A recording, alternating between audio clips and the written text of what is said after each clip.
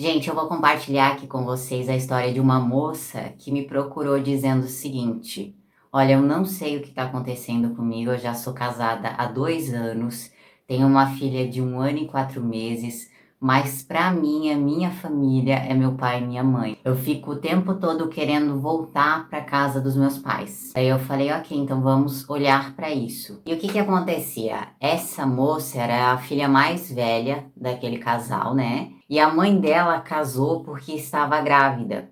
E ela ainda fugiu de casa com medo da reação do pai. Então, basicamente, foi assim uma história muito atropelada, né? Casei porque tô grávida, tive que fugir de casa, não consegui assumir essa responsabilidade perante os meus pais, não consegui admitir aquilo tudo que aconteceu. Então, esse era o sentimento que a mãe dela carregava. E ela me dizia o seguinte, ela flegava muito isso: olha, eu amo o meu pai e eu queria amar a minha mãe assim como eu amo meu pai. Olha, minha mãe deixou escapar uma vez que ela até pensou em tentar abortar, mas o meu pai não quis. O que que acontece, gente? Quando a gente vai estudar traumas intrauterinos, quando o bebê tá lá em formação ainda, no útero da mãe, lá por volta dos 3 meses de gestação, é que os órgãos da criança começam a ser formados. E se dentro desse período a mãe experimenta fortes emoções, fortes conflitos, isso é transmitido automaticamente para a criança. Então, se ela sente alguma coisa em relação principalmente ao filho, a criança já recebe aquela informação de rejeição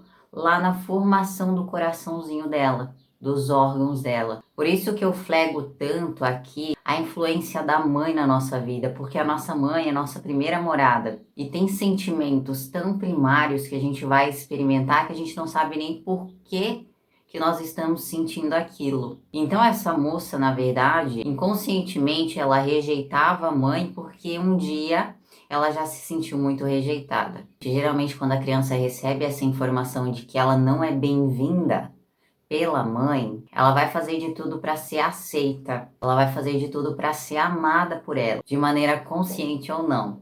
Então, o que que ela reproduzia? Ela sentia uma culpa imensa simplesmente pelo fato de existir, pelo fato de ter nascido. E o que que ela acabou assumindo para a vida dela? Como o relacionamento dos pais não era bom, e o pai foi aquele que mais apoiou o nascimento dela e que esteve ali para trazer essa força também para a mãe, para levar adiante isso. Ela se apegou nesse pai como se ela dissesse o seguinte: mãe, pode deixar que eu cuido desse homem para você. E aí ela começou a assumir na vida dela uma responsabilidade pela felicidade do pai. Com 15 anos de idade, quando ela começou a namorar com esse moço que hoje ela é casada, o pai dela lhe disse o seguinte: você não é mais minha filha. Então, porque ele estava tão acostumado a ter essa troca daquela filha preenchendo um espaço vazio entre ele e a esposa, ele não admitia que essa filha não era propriedade dele. A primeira coisa que faz com que a gente repita o destino de forma inconsciente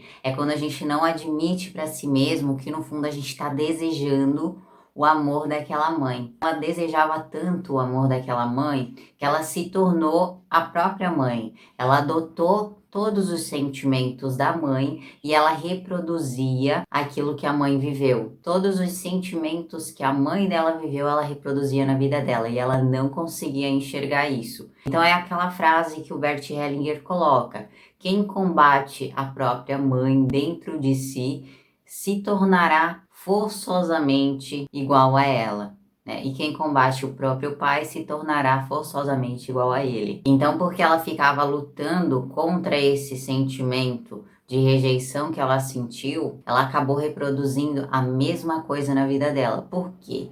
Porque ela não conseguia olhar para a filha e para o marido. Por quê? Porque no fundo ela estava buscando aquele amor que ela não teve. A gente foi aos poucos liberando toda essa emoção que tinha sido presa dentro dela, né? Todas as frases que ela precisava falar, tanto em relação ao pai como em relação à mãe, né? Dizendo para aquele pai que ela não era responsável pela felicidade dele, admitindo para aquela mãe o quanto ela fez falta, o quanto ela foi distante, o quanto ela ainda buscava esse amor. Porque o que que acontecia? Ela estava tão distante da vida dela, ela estava tão presa nessa missão de não ser um erro, para aqueles pais que ela não conseguia reconhecer e nem olhar para tudo que ela já tinha conquistado na vida. O que que acontece? Quando a gente não integra tudo isso que é do nosso passado, tudo isso que faz parte da nossa história e principalmente toda essa dor que a gente sentiu, nós vamos colecionando ainda mais sofrimentos na vida, né? Aqui o que que ela vivia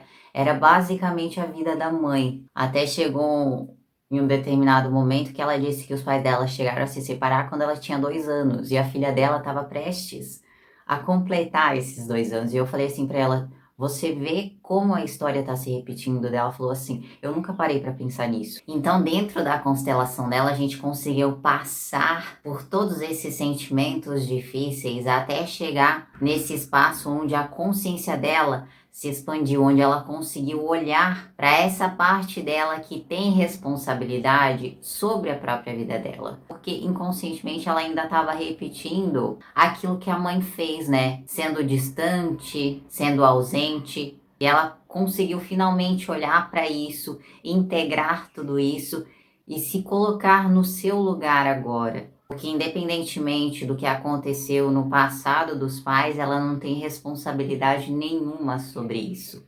Porque ambos já são adultos e agora ela também é adulta e ela precisa olhar para aquilo que é dela. Tá certo, gente? Eu espero que essa história tenha contribuído. Um grande beijo.